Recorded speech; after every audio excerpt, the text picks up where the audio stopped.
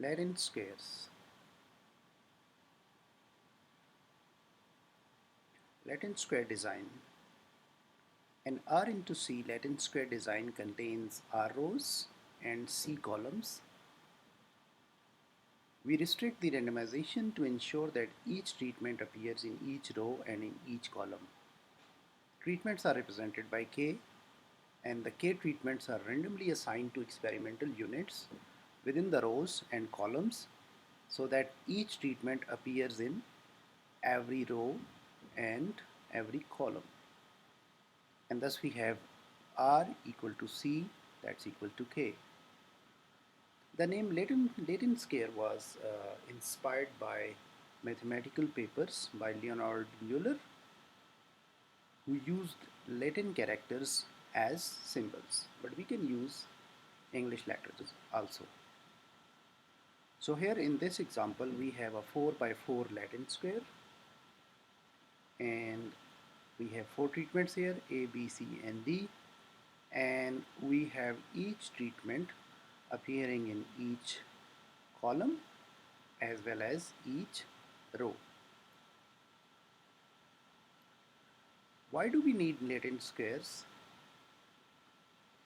Because we do not have homogeneous conditions for each experimental unit, and also there are possible horizontal and vertical gradients. In general, a Latin square design can be used to compare treatment means in the presence of two extraneous sources of variability, which we block off into rows and columns.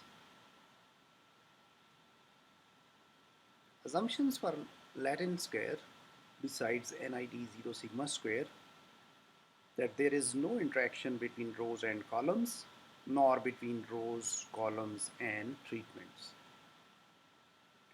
Linear model for a Latin square, Yijk equal to mu plus Ri Cj and Tk plus Eijk, where Yijk is the observation of the experimental unit in the ith row and jth column.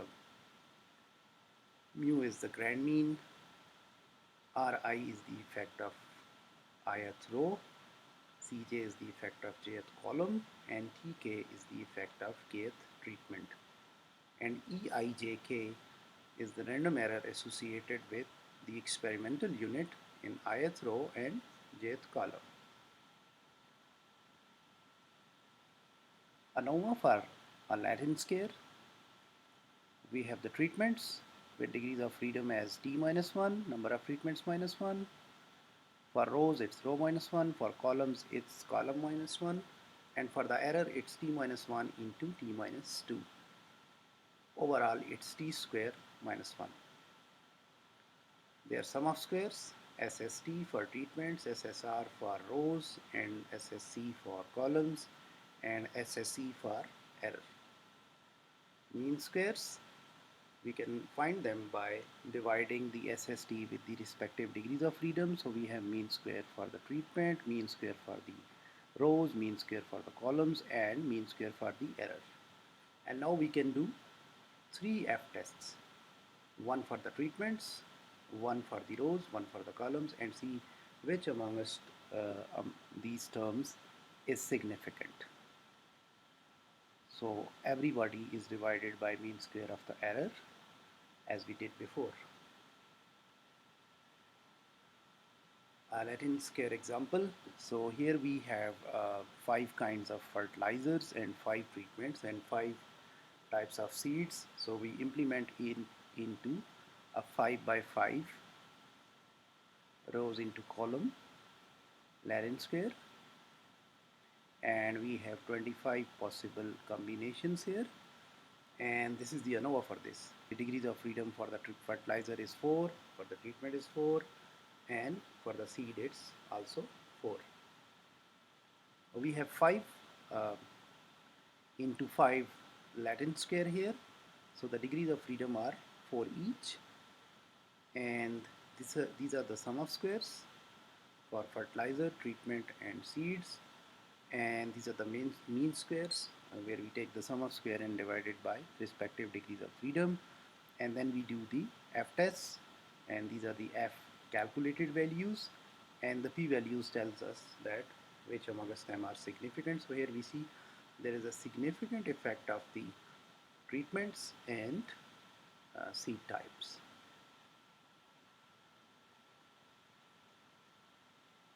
Displaying a 7 by 7 Latin square, this window honors R.A. Fisher, whose design of experiments discussed Latin squares, and Fisher's student A.W.F. Edwards designed this window for K.S. College, Cambridge. In British English, we can call Keys College, Cambridge. And you might be familiar with the R.A. Fisher. He was a British statistician and genetist, and he has been credited for foundations of modern statistical science. In genetics, his contribution to the revival of Darwinism through revision of the theory of evolution, known as modern synthesis, and he used Mendelian genetics, evolution, and mathematics in his work.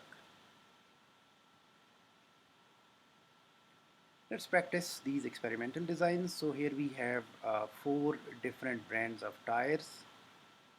We can say 4 treatments, and we do have 4 tires from each of the brand, the replicates, and we have 4 cars available for the experiments. And these are the car types. So we have 4 car types, and we have 4 different brands of tires, and we have 4 tires from the each brand. Now we implement them. The first possibility is via CRD, completely randomized design, and we can place these tires anywhere we want. Like for example, this car 4 got all D's, car 1 got A, B, C and A, car 2 got B, A, B and C, and car 3 got 2 C's, a B and an A. The second possibility is we can run it as RCVD. So here we can block the randomization to 4 different cars. Car 1 gets again all of these 4 brands. Car 2 gets same, and car 3 and car 4. So now we run it as an RCVD. But if you look into the rows, there are 3 A's in first row, and there is 1 B, 3 B's in second, and 1 D, and 3 C's here with 1 D in row 3, and row 4 has 2 D's, a C and an A. Now we run it as a Latin square, where we take the position of those tires as right and rear, and